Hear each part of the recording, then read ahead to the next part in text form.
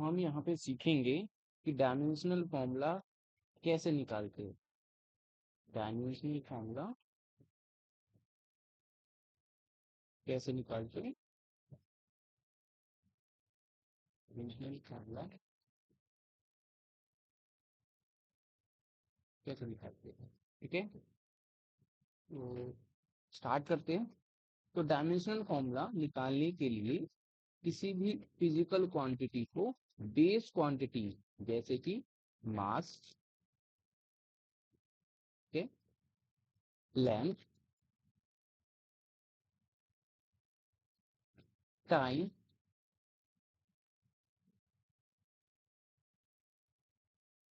ये टर्म्स में ब्रैकेट के अंदर लिखा जाता है। अगर हम मास की बात करें तो मास को कैपिटल एम से रिप्रेजेंट करते हैं, तो कैपिटल एम ये स्क्वायर ब्रैकेट के अंदर। ठीक है, अगर हम लेंथ की बात करें तो लेंथ को कैपिटल एल से रिप्रेजेंट किया जाता है और स्क्वायर ब्रैकेट के अंदर। ठीक है, और टाइम को कैपिटल टी से रिप्रेजेंट किया जाता है स्क्वायर ब्रैकेट के अंदर।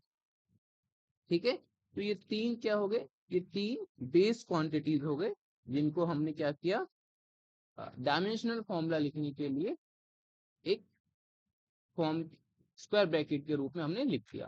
ठीक है, तो m मास के लिए, l लेंथ के लिए और t टाइम के लिए। राइट, अब हम बात करते हैं कि हम डायमेंशनल फॉर्मूला किसी भी फिजिकल क्वांटिटी का कैसे निकाल सकते हैं। तो सबसे पहले हम बात कर लेते हैं फ्रीक्वेंसी की। ठीक है, फ्रीक्वेंसी की हम बात कर लेते हैं कि हमारे पास एक फिजिकल क्वांटिटी है फ्रीक्वेंसी। अब इस फ्रीक्वेंसी की डायमेंशनल फॉर्मूला कैसे कैलकुलेट करोगे, सोचो जरा। तो देखो, फ्रीक्वेंसी क्या होती है, कहोगे फ्रीक्वेंसी होती है रेसिप्रोकल ऑफ टाइम पीरियड, हाँ या ना। मतलब कि f बराबर क्या होगा, 1 डिवाइडेड बाय t। तो t का तो डायमेंशनल फॉर्मूला आपको पता है।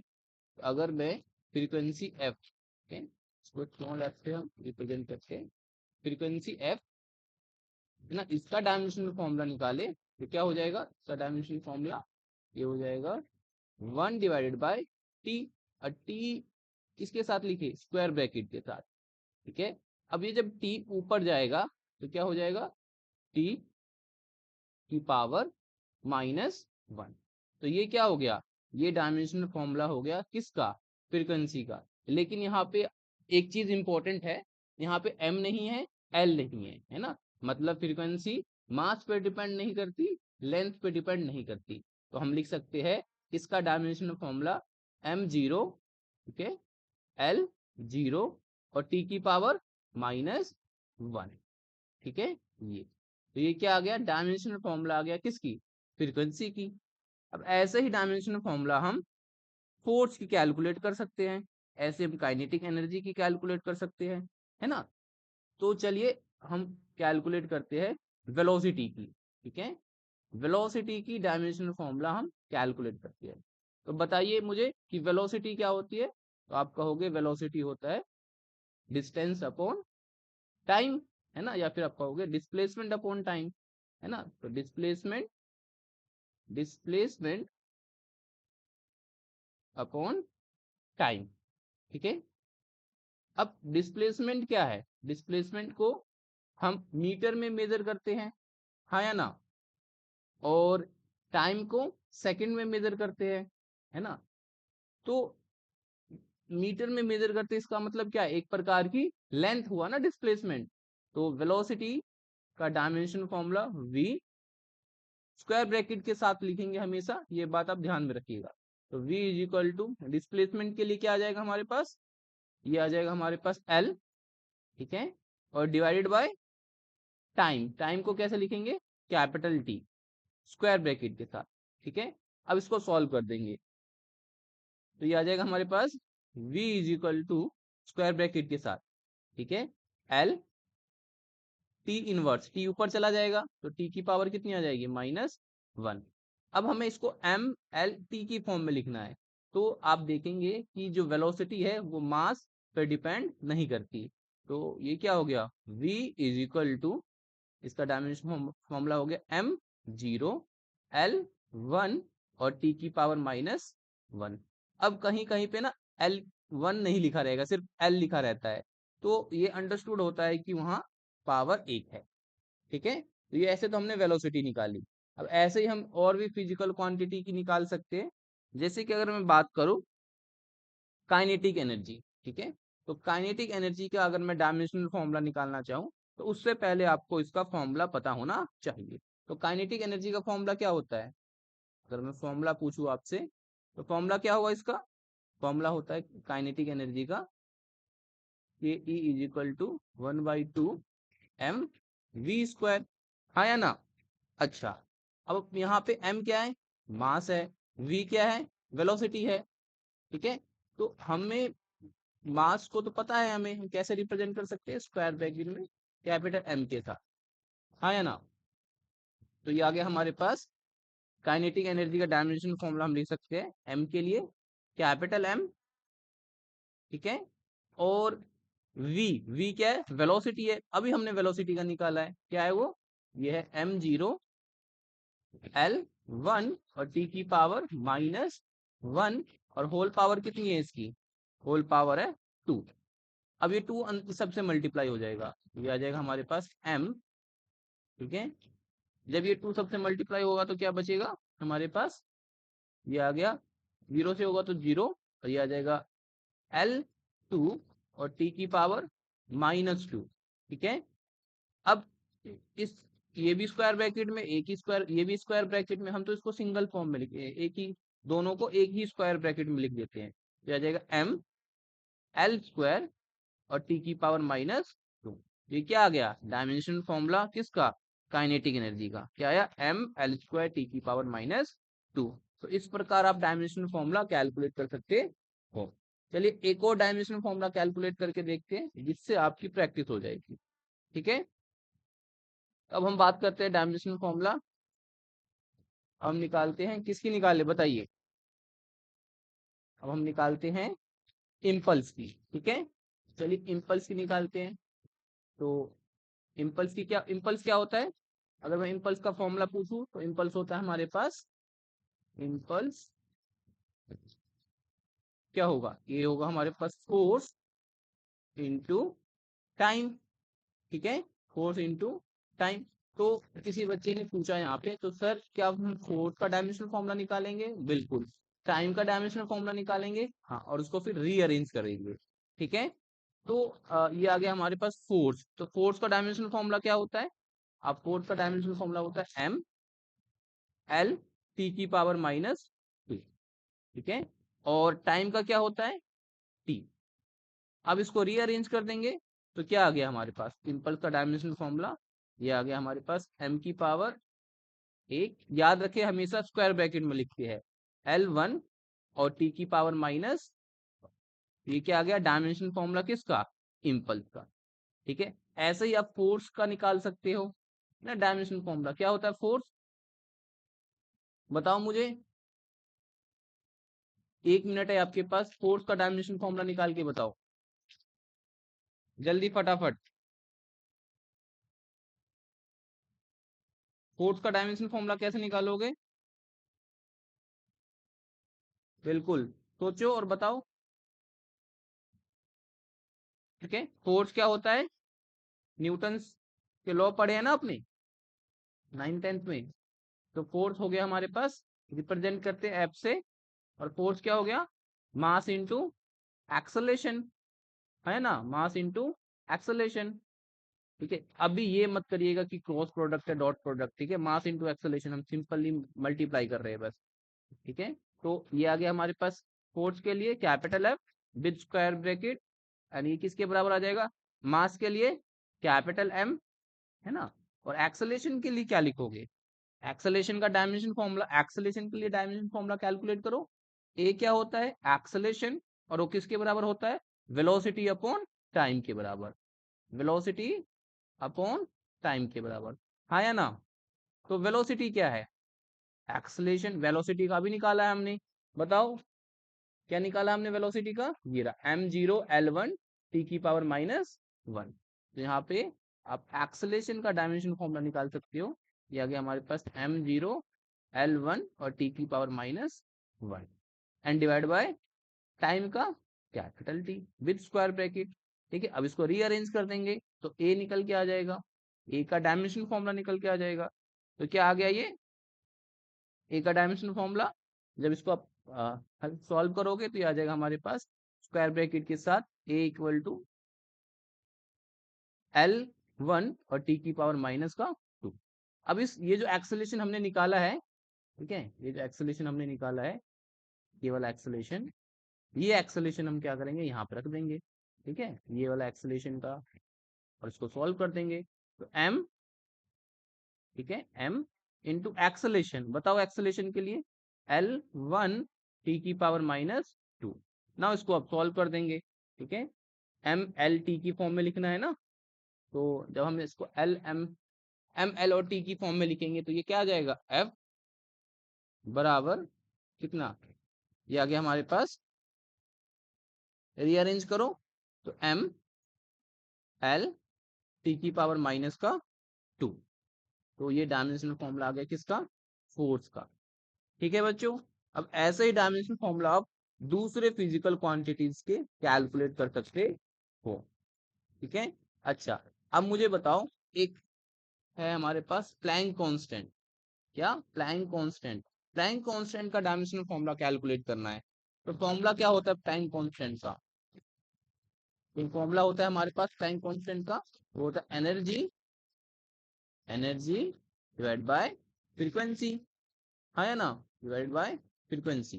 ठीक है, तो एनर्जी का dimension formula divide by frequency का डायमेंशन फॉर्मूला, इसको रीअरेंज कर दो तो एनर्जी का डायमेंशन फॉर्मूला क्या होता है, एम एल स्क्वायर टी की पावर -2 डिवाइड बाय फ्रीक्वेंसी का डायमेंशन फॉर्मूला, और अभी निकाला हमने टी इनवर्स। अब इसको रीअरेंज करो और बताओ क्या आएगा, तो अब रीअरेंज करोगे तो आ जाएगा हमारे पास एम एल स्क्वायर टी की पावर -1। तो ये क्या आ गया हमारे पास डायमेंशन फॉर्मूला, है ना, किसका, प्लैंक कांस्टेंट का। प्लैंक कांस्टेंट को h से डिनोट करते। तो इस मेथड से, मतलब इस तरीके से, ठीक है, आप किसी भी फिजिकल क्वांटिटीज का क्या निकाल सकते हो, डायमेंशन फॉर्मूला निकाल सकते हो। बस शर्त क्या है कि आपको उस फिजिकल क्वांटिटी का फॉर्मूला पता होना चाहिए। ठीक है, फॉर्मूला पता होना चाहिए। चलिए ऐसे ही हम क्या कर सकते हैं, डायमेंशन फॉर्मूला हम निकाल सकते हैं किसका, इलेक्ट्रिक चार्ज का। ठीक है, इलेक्ट्रिक चार्ज का डायमेंशन फॉर्मूला निकालते हैं। तो बताओ इलेक्ट्रिक चार्ज का डायमेंशन फॉर्मूला कैसे निकालोगे, तो उसके लिए सबसे पहले आपको क्या पता होना चाहिए, इलेक्ट्रिक चार्ज का फॉर्मूला क्यू, है ना।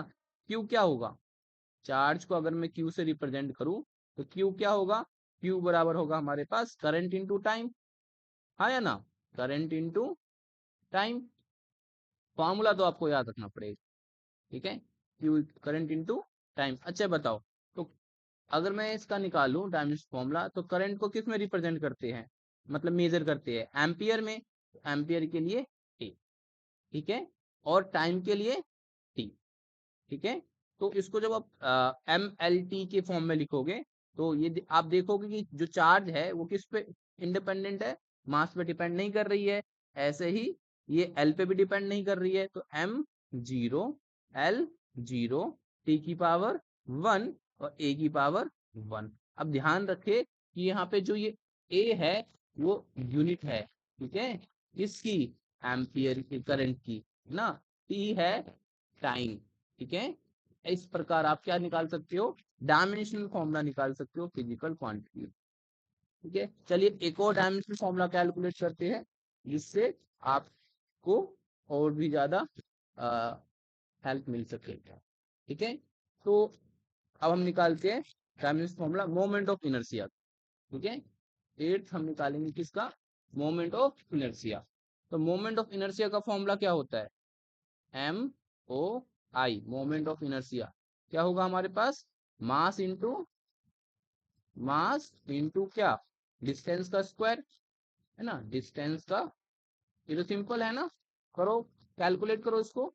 तो मास को कैसे लिखोगे आप, कैपिटल एम से, और डिस्टेंस को कैसे लिखोगे, एल से, और एल का क्या करोगे, स्क्वायर, और फिर इसको एम एल और टी की फॉर्म में लिख दोगे तो क्या आ जाएगा, ये एम 1 एल स्क्वायर और टी की पावर इस प्रकार आप डायमेंशन फॉर्मूला निकाल सकते हो। और ये किसका डायमेंशन फॉर्मूला आ गया? ये आ गया हमारे पास मोमेंट ऑफ इनर्शिया का। ठीक है, अच्छा एक और निकालते हैं 9। ये समझ में आया सबको?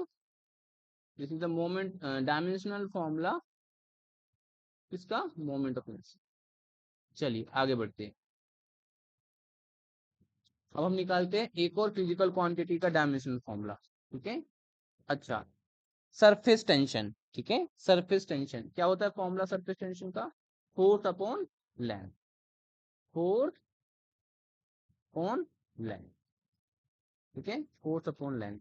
तो फोर्स का डायमेंशन फॉर्मूला अभी मैंने बताया था, क्या होता है? एम एल टी की पावर -2, है ना? इसको याद रखना पड़ेगा आपको, ठीक है? अब बार बार फोर्स का डायमेंशन फॉर्मूला तो नहीं निकाल सकते ना, तो कुछ फिजिकल क्वांटिटीज होती है उनकी डायमेंशन फॉर्मूला आपको याद होना चाहिए। ठीक है, तो जब इसको हम क्या करेंगे? सॉल्व करेंगे। एल आगे हमारे पास लेंथ को capital L with square bracket, और ध्यान रखें कि स्क्वायर ब्रैकेट आना चाहिए। ठीक है, हम डायमेंशनल फॉर्मूला को स्क्वायर ब्रैकेट के का यूज करके रिप्रेजेंट करते हैं। अब इसको रीअरेंज कर दो तो क्या आ जाएगा हमारे पास? एम एल, है ना? एल कितना? एल 0, ये ऊपर चला जाएगा तो इसकी पावर 1 और इसकी पावर -1, तो एल 0 और टी की पावर -2। ये डायमेंशनल फॉर्मूला आ गया किसका? सरफेस टेंशन का, राइट? ऐसे आप डायमेंशनल फॉर्मूला निकाल सकते हो स्ट्रेन का। किसका निकाल सकते हो? स्ट्रेन का। तो स्ट्रेन क्या होता है?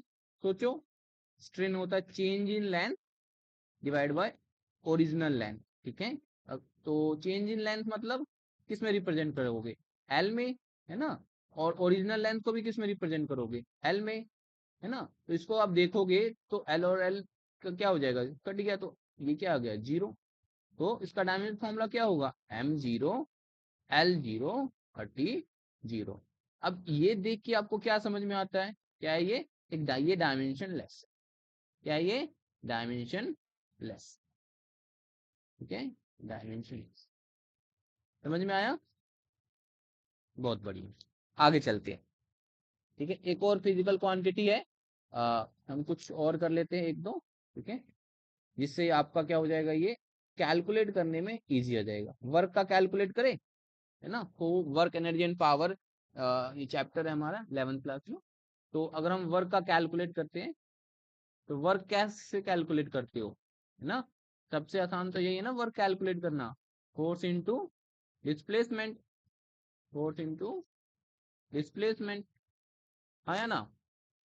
तो डिस्प्लेसमेंट फोर्स का डायमेंशन फॉर्मूला क्या होता है? क्या होता है? अभी बताया मैंने फोर्स का डायमेंशन फॉर्मूला, वो लिखो। ठीक है, इनटू डिस्प्लेसमेंट का डायमेंशन फॉर्मूला।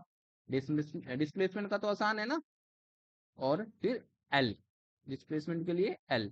ठीक है, और फोर्स के लिए अभी मैंने ऊपर बताया था, वो आपको याद रखना है। ठीक है, एम एल टी की पावर -2, एम एल टी की पावर -2, राइट? अब इसको सॉल्व कर दो तो डायमेंशन फॉर्मूला आ जाएगा हमारे पास, तो एम एल स्क्वायर टी की पावर -2।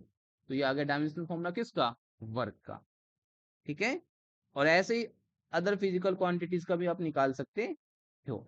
अच्छा, एक बच्चा पूछ रहा है यूनिवर्सल कांस्टेंट का बताओ। तो यूनिवर्सल कांस्टेंट का कैसे निकालोगे?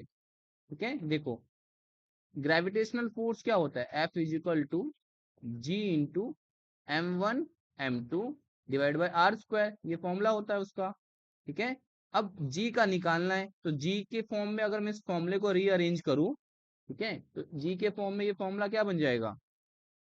ये आ जाएगा हमारे पास फोर्स इंटू आर का स्क्वायर डिवाइड बाय क्या? m1 इंटू m2, है ना? तो अब इसका डायमेंशन फॉर्मूला, मतलब कि फोर्स का डायमेंशन फॉर्मूला इंटू r² का डायमेंशन फॉर्मूला, देन डिवाइड कर देंगे किस? m1 का डायमेंशन फॉर्मूला और m2 का डायमेंशन फॉर्मूला। तो फटाफट जी का डायमेंशन फॉर्मूला हम कैलकुलेट करते हैं। तो जी का डायमेंशन फॉर्मूला क्या आ जाएगा? फोर्स का क्या होता है? ये हो जाएगा एम एल टी की पावर -2। ठीक है, और आर का क्या हो जाएगा? l²। ठीक है, डिवाइड बाय m1 और m2। तो m1 के लिए भी m capital M square bracket के साथ, भूले ना, और m2 के लिए भी कैपिटल M। अब इसको रीअरेंज कर देते हैं, तो ये क्या हो जाएगा? m l क्यूब टी की पावर -2, ठीक है, डिवाइड बाय क्या आ जाएगा, m स्क्वायर, है ना, m स्क्वायर। अब इसको आप क्या करोगे, रीअरेंज कर दोगे। जब रीअरेंज करोगे तो इसका डायमेंशनल फॉर्मूला निकल के आ जाएगा। तो बताओ मुझे क्या आता है निकल के, ये आ जाएगा हमारे पास m -1 l क्यूब और t की पावर -2, ठीक है। तो ये डायमेंशनल फॉर्मूला आ गया किसका, ग्रेविटेशनल कांस्टेंट का, ठीक है। आई होप आपको ये समझ में आया होगा, ठीक है। ऐसे ही आप dimensional formula other physical quantities का आप निकाल सकते हो। तो आपके लिए होमवर्क है, ठीक है, 13 जो आपको निकालना है वो है आपके पास इलेक्ट्रिक रेजिस्टेंस। किसका निकालना है, इलेक्ट्रिक रेजिस्टेंस का, इलेक्ट्रिक रेजिस्टेंस का निकालना है, ठीक है, डायमेंशनल फॉर्मूला कर लोगे, बहुत बढ़िया। और फिर निकालना है आपको प्लैंक कांस्टेंट का, तो मैंने बता दिया था, है ना। इलेक्ट्रिक पोटेंशियल का निकालना है, इलेक्ट्रिक पोटेंशियल का, इलेक्ट्रिक पोटेंशियल का निकालना है। देन उसके बाद निकालना है आपको स्पेसिफिक हीट कैपेसिटी का, ठीक है, स्पेसिफिक स्पेसिफिक हीट कैपेसिटी का, ठीक है। ऐसे अदर फिजिकल क्वांटिटी जो आपके दिमाग में आ रहे हैं तो आप उनको भी निकाल सकते हो। तो इस प्रकार हम एक एक करके हमने देखा कि डायमेंशनल फॉर्मूला हम कैसे निकाल सकते हैं, ठीक है। चलो